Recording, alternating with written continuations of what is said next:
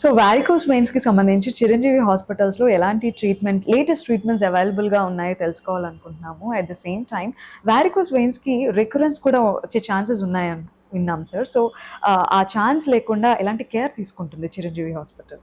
చాలా మంచి ప్రశ్న అమ్మా. ఇది కూడా ప్రతి ఓపీడీలో వచ్చేవాళ్ళు మళ్ళీ వస్తాయండి, రికరెన్సెస్ వస్తున్నాయని మేము వాళ్ళ ద్వారా వీళ్ళ ద్వారా వింటున్నాము అనేది అడుగుతుంది జరుగుతుంది.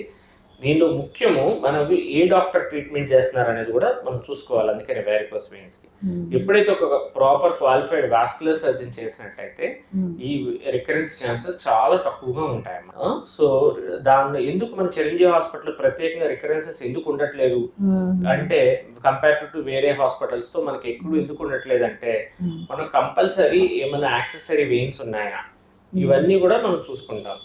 నాట్ ఓన్లీ ఒక వెయిన్ ఒకటే ఉంది దాని ఒకదాన్ని చేసేద్దాం అన్నట్టు కాకుండా, యాక్సెసరీ వెయిన్స్ అనేది ఏమైనా ఉన్నాయా దానికి కూడా ట్రీట్మెంట్ చేయడం జరుగుతుంది. కింద వెయిన్స్ ఏదైనా ఉంటే దానికి కూడా ఫోమ్ స్టీరియోథెరపీ ఇవ్వడం జరుగుతుంది. షార్ట్ సర్ఫ్నెస్ వెయిన్ ప్రాబ్లం ఉంటే దానికి కూడా ట్రీట్మెంట్ చేయడం జరుగుతుంది.